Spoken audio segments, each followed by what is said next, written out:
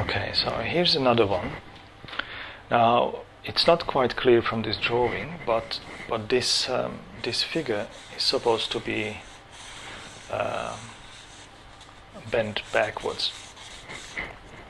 Now there's a jawline here that indicates a backward tilt, which is in the drawing, and then there's this line here in the drawing is very nicely put. The swelling of the neck, how it bends backwards. We have the pit of the neck, and still have the rib cage. In about that position. Now again, on the left side, you can see how the shoulder becomes enlarged.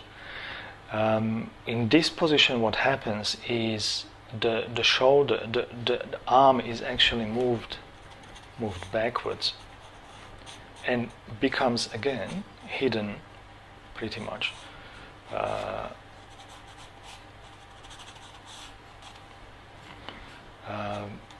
Behind the torso, behind the body.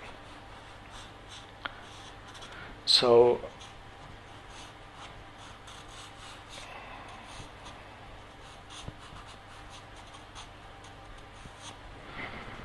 let me just draw this in.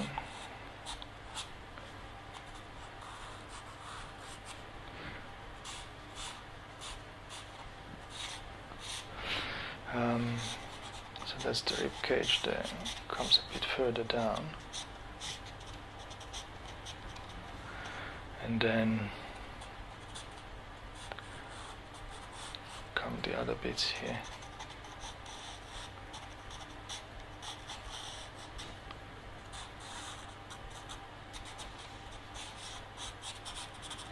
Just a quick indication. So again, this bit here of the arm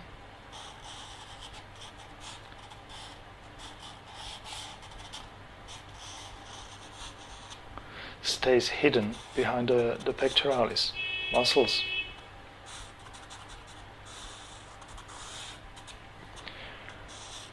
And so we don't have to fight for the deltoideus to be all the way up here, to take up space on the side of the body. So if I draw this again from the, not quite sure what's going on there. So if I position this,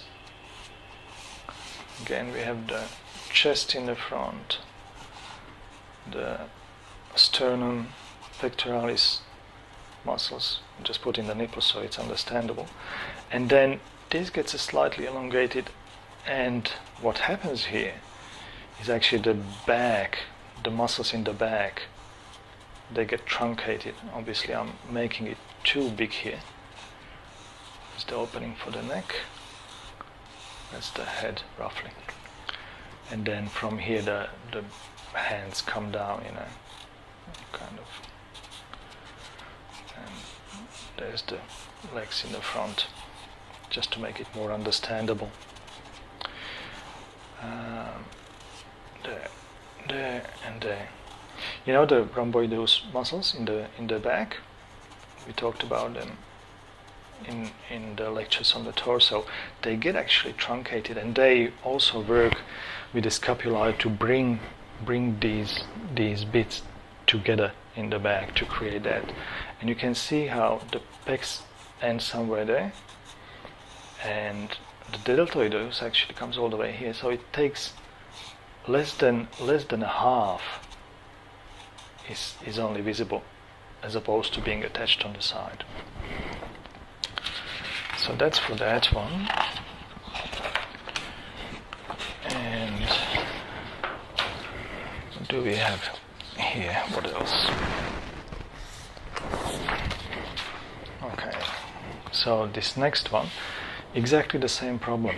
You can see on the right how the arm, and on both sides, on the left as well, it's just position. It's almost like you tear the arm away from the body and then reattach it from the side. not every aspect of this drawing is quite clear for positioning, but I'll just do a rough sketch here. So I suppose the neck is turned that way, and there's the sternum coming down, and of course we have the rib cage.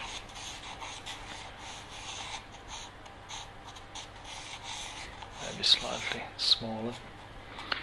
Now this arm here,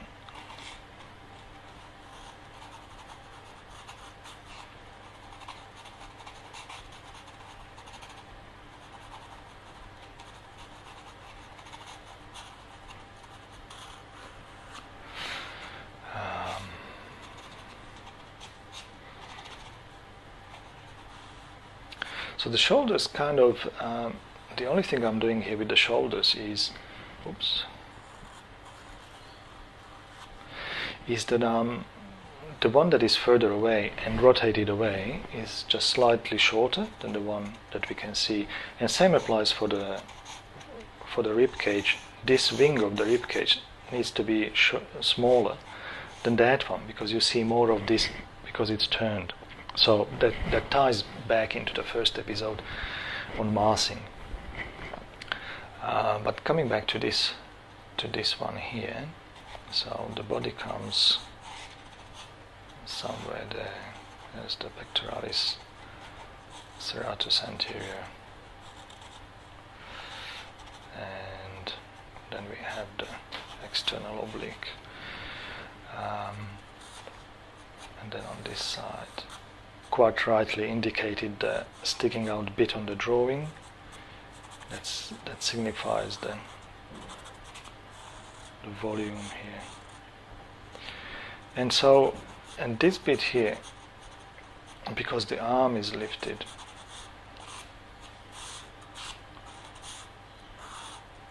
becomes truncated here.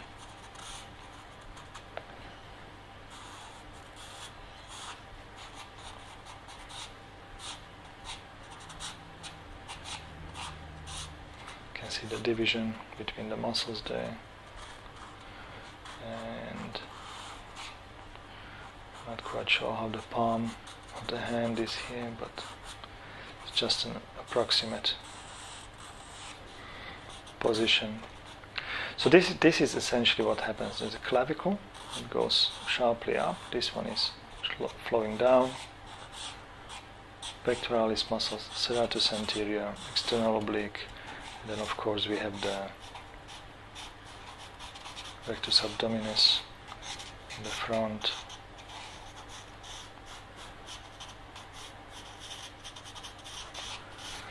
And this arm here is kind of just hanging loosely, it appears.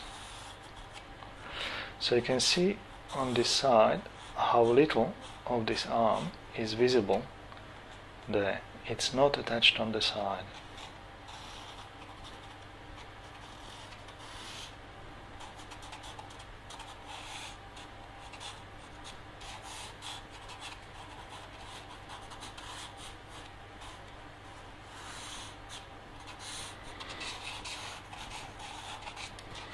There. So that's what's happening.